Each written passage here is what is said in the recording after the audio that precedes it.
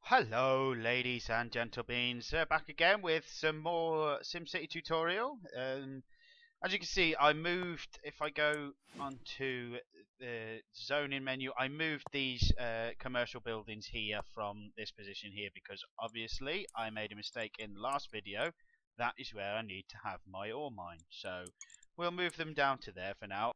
Right, okay, in this episode what we're going to go over, after we've built the water tower and everything like that, I kept the game running a little bit just so I could make myself a bit more money. I actually ended up taking out a 25,000 simoleon bond because obviously we made the mistake in the last video of building too many roads and buying quite an expensive power plant, so we didn't have enough money to actually plop the water tower down or anything like that. So we'll do the water tower now. So obviously, like I said in the last video, try and keep it away from your residents. It doesn't produce any pollution, but they don't like it when there's a water tower near them. So try and put it away. Not too close to your industrial, because the industrial will produce ground pollution and it will start polluting your water and everything like that. So we'll move it somewhere around this area up here, so it's not too close to them. They still might get a little bit unhappy with it, but they're going to have to live with it for now, and then we'll probably move it later. Notice when you're putting down your water tower that there's a number indicated just underneath that tells you how many gallons that is available in that particular area. If you're going to place it in an area where there's a lot of water, just move it a few ticks, just in case you get a bit more. As you can see, just moving it one plot point down, I get a significant, well, not a significant amount, but enough of an amount to make a difference from moving it from one point to the other point. I get over 1 gallon extra water by moving it one plot point down. So we'll carry on moving it down. There you go. You got 16971 a bit further down. 198.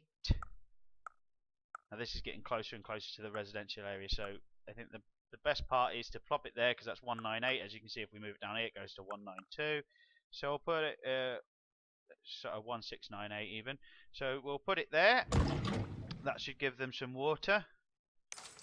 I shall reopen my power plant. I closed it because it was taking up a lot of money. As you can see there, it does take up a lot of money when you close and open the power plant. So hopefully, if we start the game back up now and get them working on it, then it should start to gain a bit of happiness. Now what we're going to focus on majority in this video is looking at how many jobs each of these factories produce. Now there's no factories built at the moment, so let's just pause it for the moment. So all we've got is 2 commercial buildings and a power plant.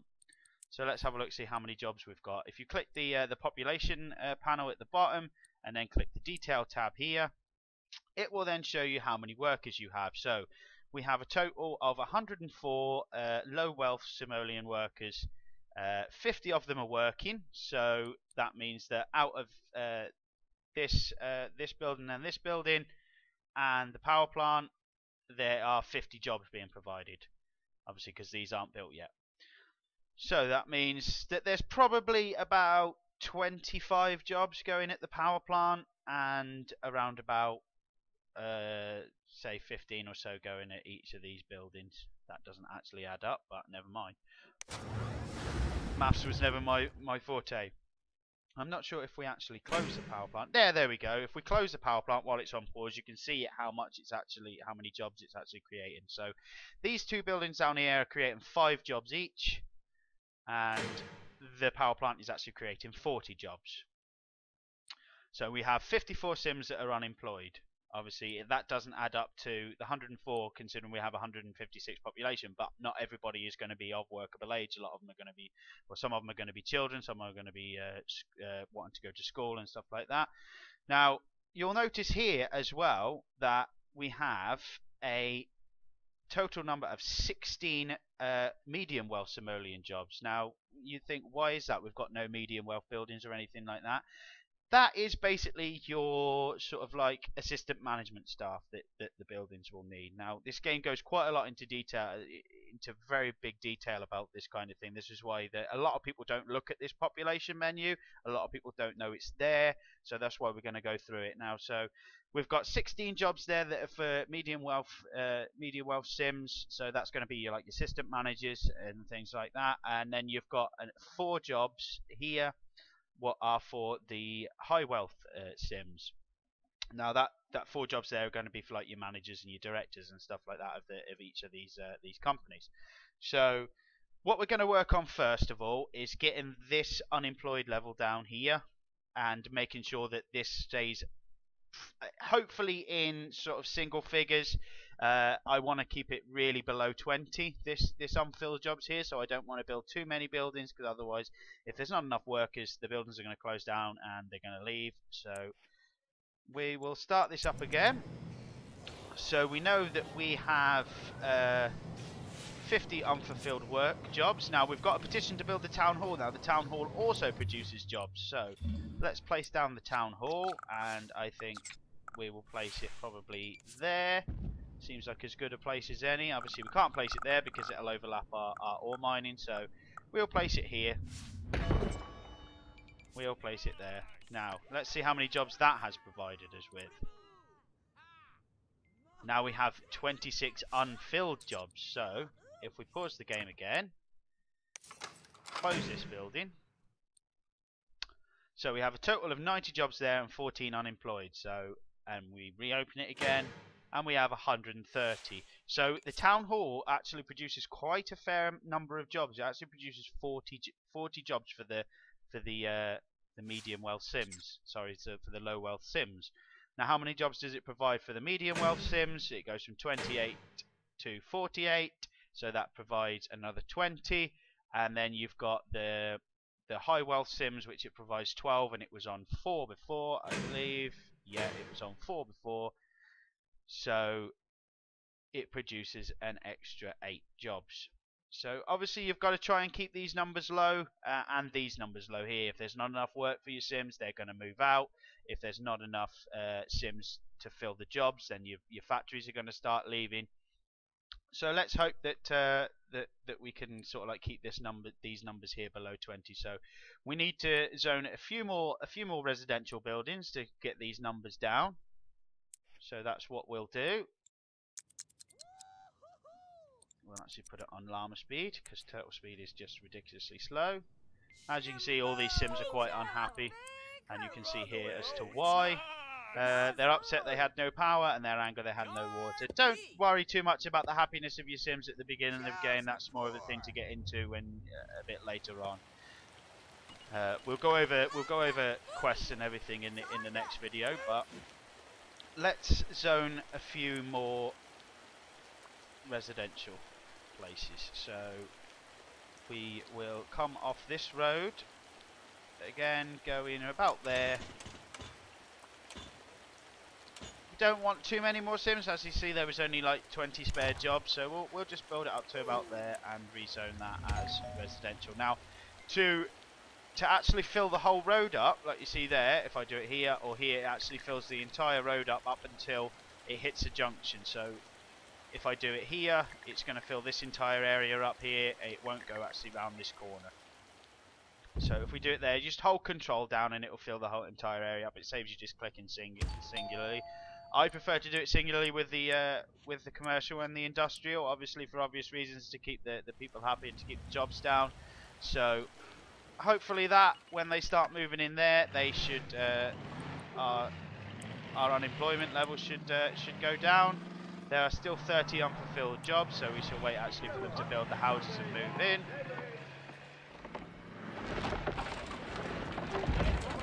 Now at the point of recording this, the cheetah speed actually doesn't work. If you keep your eye on the time down there, if I chuck it up to cheetah speed, number 3, the time actually doesn't move any faster. At the time of recording this, I still believe that the cheetah speed is still disabled. It was supposedly to preserve server space and everything on EA's end, but as we found out recently, it's a load of toss that they need server space because somebody has actually managed to mod the game script in a way so that they can actually play the game in offline mode and edit outside the city boundary. So if you wanted an extra on-ramp to your highway, you could possibly place one here and have another on-ramp. Now, EA and Maxis did say that this game was going to support modding. Obviously, it's going to end up having to be with the DRM and with it being always online. It's going to have to be approved. I should imagine before they'd actually release it officially. Obviously, you can get the unofficial mods and things like that already. So let's have a look now. Now we've got 210 sims in the city. Let's have a look, see what we have 0 unfulfilled jobs, but we have now 10 unemployed. Okay, so we know each of these buildings can produce 10 jobs, so let's plop another one of those down. And hopefully they will build another commercial building there, and that should provide the 10 jobs to get that down to 0.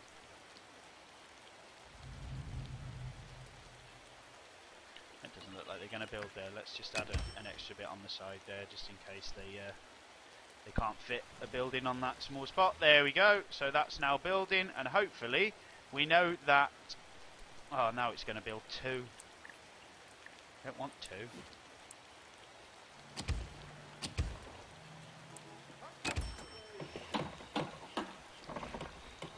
This is why I say do majority of your things while the game is paused, because if something like that happens, then you don't have to wait for the building to build before you actually dezone it. Because once you dezone it, they'll carry on building. If they're already building, that means you've got to demolish the building, and it just takes up extra time that you could be using elsewhere. So this vacant business here is now hiring. So hopefully, when they get some workers, we should have a 0 unemployment rate and a 0 vacant jobs rate. Come on, there's a job there. Go do some work, lazy sims. Let's just click back into the panel here. So we have 5 unemployed. So maybe we did actually need 2 of them. As I said, my maths is terrible, and I would have realised that if I'd have realised that these buildings produce 10 jobs and this and the power plant produce 40. Then obviously they produce 5 each. So people are going to be shouting at me, I should imagine, who are watching this video. But that's the way things go. Some people are terrible at maths. And yes, I am that bad at maths. I still use my fingers to count to 10.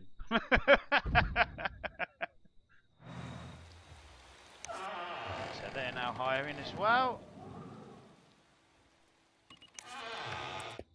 Let's have a look, see, detail, there we go. We have a total of 140 workable low wealth sims. 140 of them are working. There are 140 jobs, so we've got no unemployed, no people commuting in, and no unfilled jobs. So now what we need to do is really start working on these medium wealth sims to get these jobs filled here. So what we'll do is, obviously we can't start upgrading these ones to medium wealth sims because then we'll end up losing jobs on there. So what we will do is we'll build another short piece of road just coming off this here, and we shall add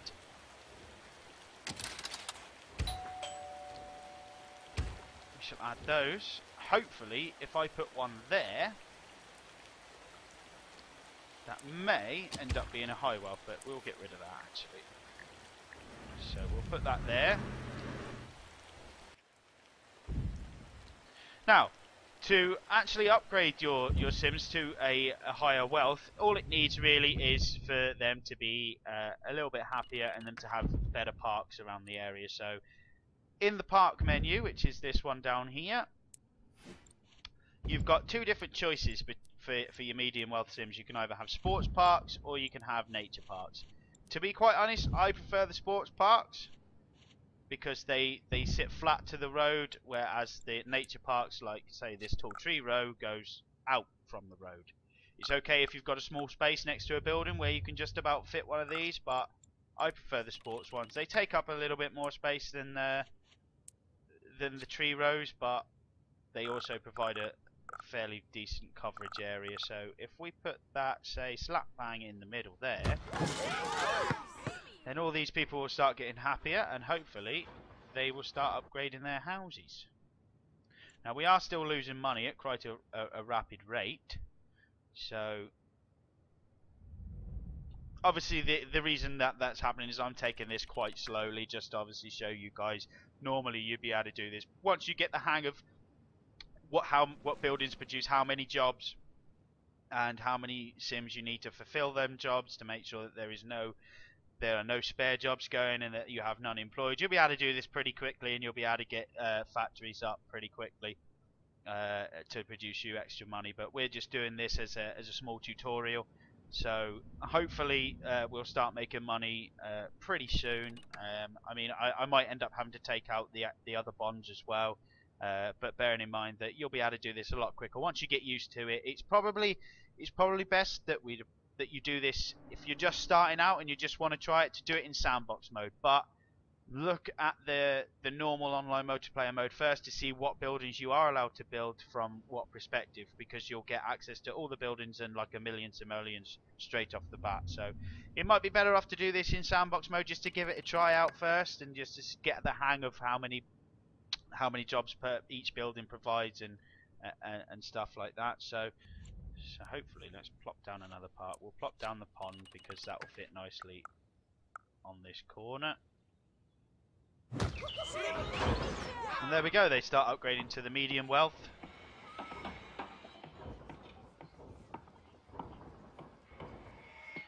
So now hopefully once they start upgrading to the medium wealth, we will have,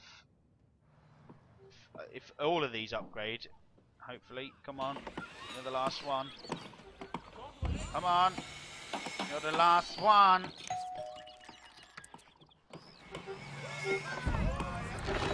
So now hopefully we only have four. There we go. They're starting to dwindle down now that they're all moving in.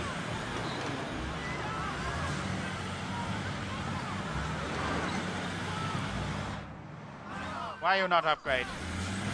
So that's been a pretty in-depth look at jobs and how jobs work, and how to find out how many jobs are in your city and how many jobs each building creates. Bearing in mind that all facility buildings, such as your garbage disposal, your fire, your health, and your police, your schools, your mass transit, everything really, your sewage, the sewage overflow pipe, I'm pretty sure that doesn't create any jobs. Your water when you build the water pumping station, and the sewage when you build the sewage treatment plant. So it's imperative that you keep an eye on it, because the more people that are working, the happier the business are going to be, the happier your residents are going to be, and the more money it's going to make you. So keep an eye on that. Make sure you do keep an eye on that, and try and practice on keeping your job levels down. Right, okay, so that's today's tutorial video done, covering the basics of workers and how many jobs things provide. I end up even creating a new city and just doing this pretty quickly, just so that we can actually start making money rather than having to take out these bonds. I hope you enjoyed watching this, and thank you very much if you did watch it. Don't forget, if you're enjoying this series, to leave a little comment in the box below, and a like please, if you wouldn't mind. And if you aren't subscribed to me, if you do like these videos, if they are helping you out, feel free to subscribe, because I am planning on doing quite a few of these. I am planning on keeping them going until we've got an actual big city going. Thank you for watching, and I will see you next time. Bye.